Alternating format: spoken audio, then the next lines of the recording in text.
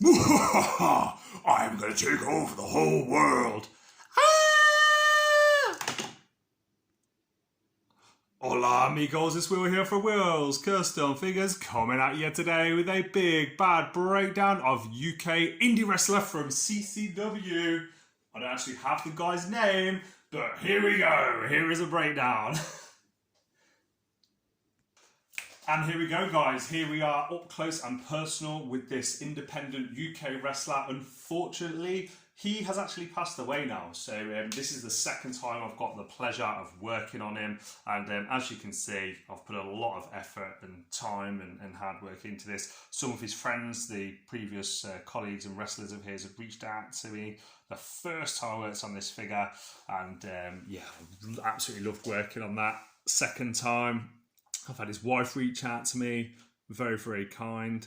Amy, thank you for working with me on this commission, and I'm really pleased with how this turns out. I really like the original, but I do think this is an upgrade. So I'm just going to pop him back here and bring in a couple of comparisons. Here we go. Here he is next to a WWE basic Braun Strowman. As you know, he was screaming at the start of this little YouTube video, podcasty journal of mine that I like to do. And here he is next to a basic Rock, which I think came out this year, last year, something like that. So you can see some up-to-date current wrestlers, how this would look if you had this or a similar figure in your collection. Now, how kind is this that his friends have reached out and his family have reached out and they want to immortalise him in history with his very own action figure. I think it's a beautiful thing, and yeah, it certainly gives me a lot of pleasure to work on. Now, just to give you guys a bit of a breakdown how I made him. So this is made from a basic Rusev figure. Don't know if you can tell by looking at the thickness and the shortness of the boots, but yeah, there's only one Rusev when it comes to this kind of stockiness and muscularity in the Mattel world. Even your likes of your Goldbergs and some of the big wrestlers aren't as thick as they did this guy's figure. The arms look badass, and as you can see, all of the paint work on there as far as the tattoos are concerned. His wife had sent over some really, really great details. Like you see the one go up onto the neck, and this sort of like hawk looking one underneath the chin here, which I think we're missing from the original one. I've tried to do them from just a couple of pictures originally, but of course his wife's got so much content and pictures of this guy. I have hand sculpted on this one. You can see that there's a lovely material made from clay going down around the neck and down over his torso, but torn in the middle. This was his signature look by the looks of it. And also you can see the sleeves there as well. I've tried to make him pinless, so not many people will appreciate it unless you're into figures, but you can see there used to be a pin there. I've covered it up with clay. Same here, you can't really tell because of how awesome the tattoo look is there. And the head is completely made from clay, guys, so this head took many hours to perfect.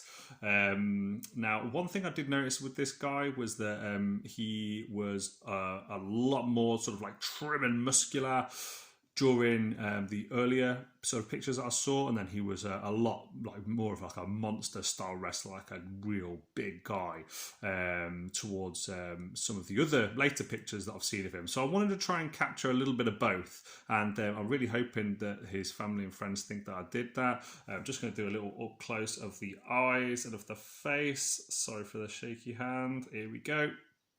Yeah, so I've painted on the whole beard and everything, and then I've went over it with the skin colour again to basically fade it. I always sort of like dab it on there rather than painting it very, very thick.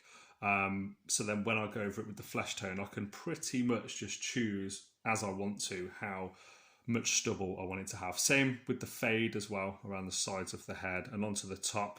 Used Super Sculpey clay to do that. I'm going to find the actual tool out that I did this with, just if anyone's interested.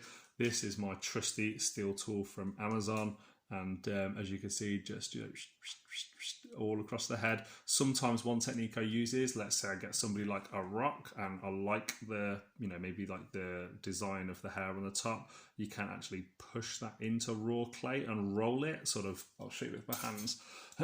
Imagine this is the hair that you're trying to put onto your figure. You push that and you roll it like this, and then you can get the same hair effect that The Rock has, but on top of the head. I didn't do that with this one, but it's definitely a really, really good technique to have in your toolkit if you need to.